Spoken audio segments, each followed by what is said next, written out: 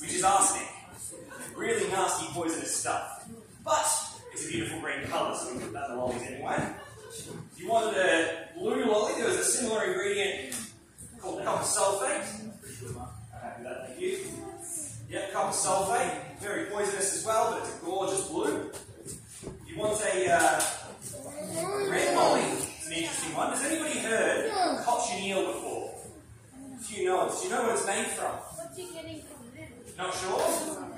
I know a lot of people that have used cochineal that have no idea where it comes from.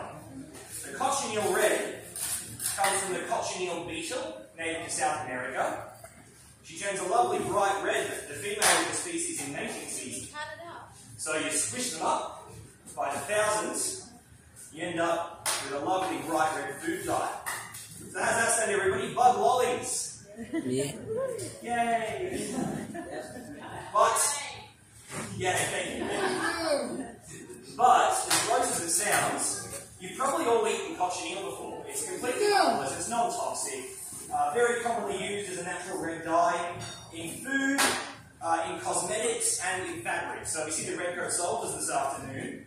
Their red coats, still today, as they always have been, are dyed with a cochineal red dye. We don't use it here in this factory for two reasons. The first reason, our lollies are vegetarian, and bugs don't tend to count as vegetables. The second reason, really expensive. Like, it's actually so expensive that most places find alternative natural red dyes if they want to use a natural red. For example, beetroot is often used, a beet extract is often used as a red dye these days, just because it's much more affordable than trying to source these crushed up bugs.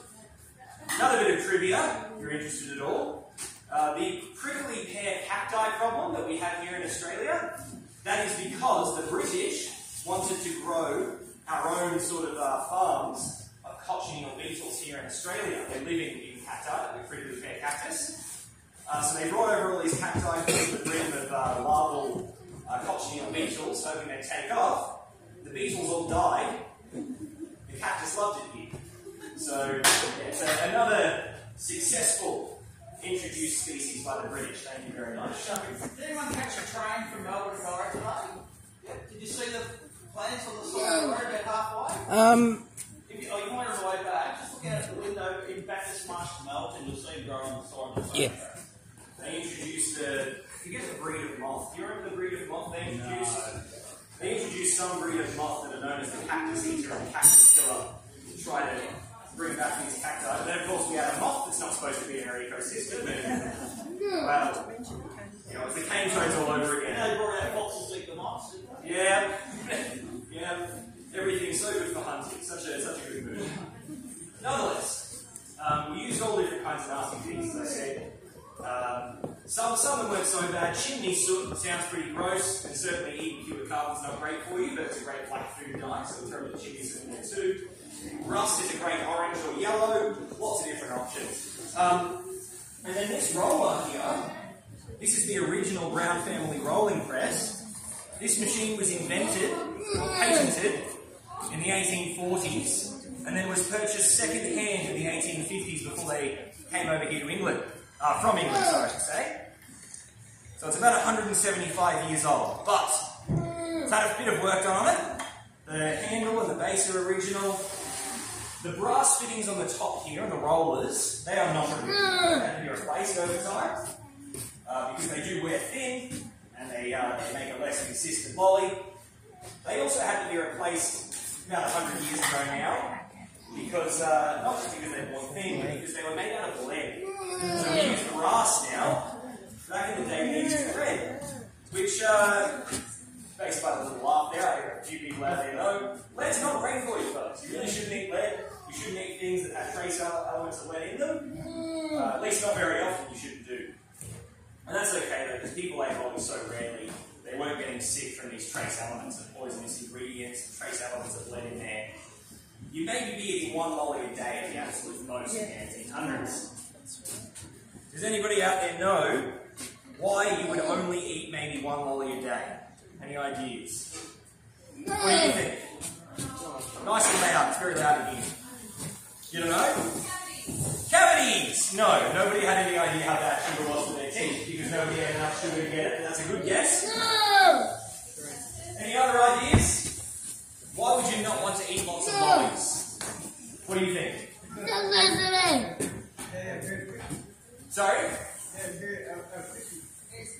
They're squishy. These are the opposite of squishy. These are a hard-boiled lolly. But that's a good point. Maybe the texture's not for you. One more guess out there and then I'll tell you. What do you reckon? Anybody else want to have a guess? No? I made the pressure too high. My apologies.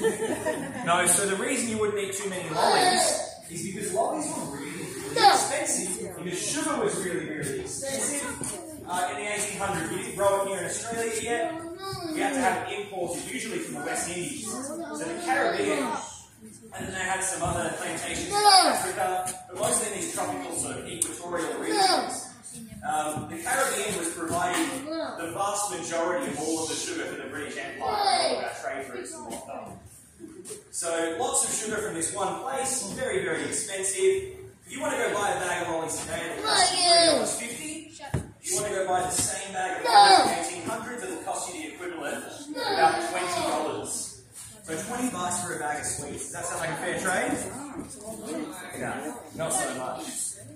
But that's how expensive sugar was, which is why people didn't eat many of them. Kids, you might have one lolly a week, the absolute most. Adults, you might have 1 or 2 lollies a day. I might ask you not to do chin-ups on the glass there, mate.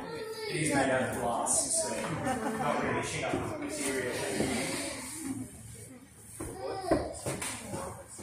Now, we did have medicinal lollies as well. Probably not yourself, like sour apple's not going to have any medicinal value. But we do make eucalyptus drops even today, which are a great cough lozenge or a sore throat lozenge. Ginger lollies are great. If you've got an upset tummy, ginger will be really nice to settle your stomach and nausea. Clove lollies, we're talking about cavities. If you've got a cavity in the 1800s, there's not really a whole lot in the way of fillings. You can get a gold or a silver filling if you can afford it, but it's very expensive. So most of the time if you had problems with your teeth, you just had sore teeth. Too bad. You had sore teeth until eventually it was so sore you paid either a dentist or a blacksmith to rip out that teeth. No anaesthetic. No anaesthetic. You pretty much just get drunk and deal with it as best you could. Well, yeah, until you get too Of course, I say no anaesthetic, but we did make a lolly here out of clove oil.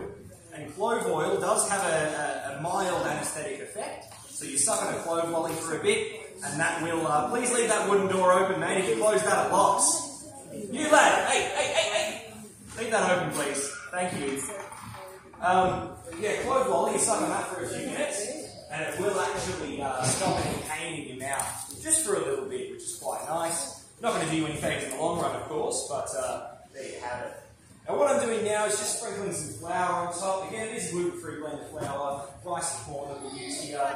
This stops the lollies from becoming sticky.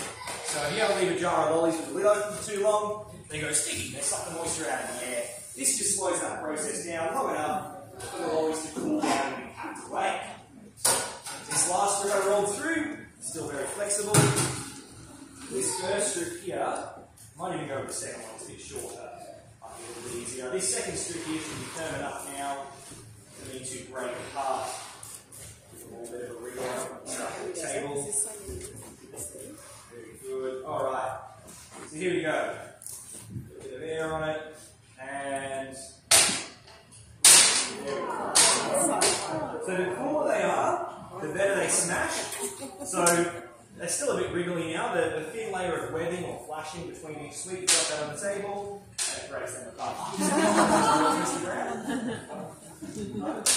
I haven't tried the sour apple drops yet, so we'll see how they go. Would anybody else out there like to help us out with quality control? A bit of taste testing for our experimental flavours. Yes? Oh. Alright. Alright, guys. I'll fill a couple of bowls with lollies. You put your hands down, you got one here. You're fine. I'll put one bowl up there and one bowl up here. Take one each, pass the bowl along to the centre of the room. I will say, just listening up, don't chew them. They're soft at the moment. They're not meant to be soft. They're a hard-boiled lolly. And if you chew them, it might set in your mouth and glue your teeth together. And if you have any loose fillings, you might not have any loose fillings anymore. So just suck on them. They'll last much longer that way as well. Thanks for coming, folks. Hope you enjoyed. hope the lolly's going well.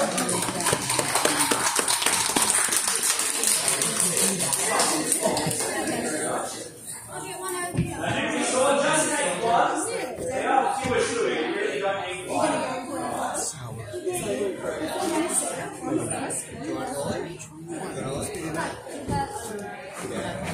You want a lolly, Austin? No. I can wait here with it. Wait here.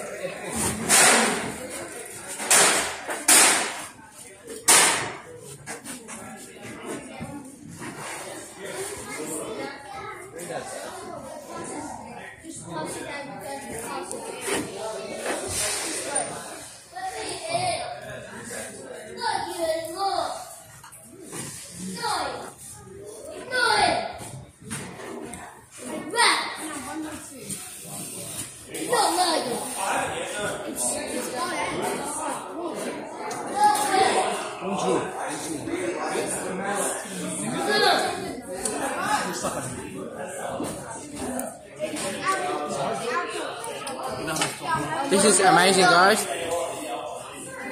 Wow.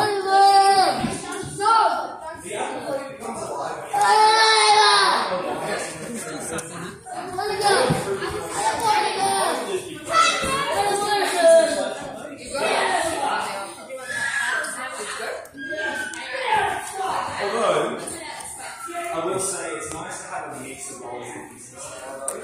Thank you very much. There's another bowl going there, folks. Still going? Did everybody get one? Yeah. Thank you so much. Very well. What flavour is that? Apple. Sour apple. You should come and try this, guys. It's very awesome.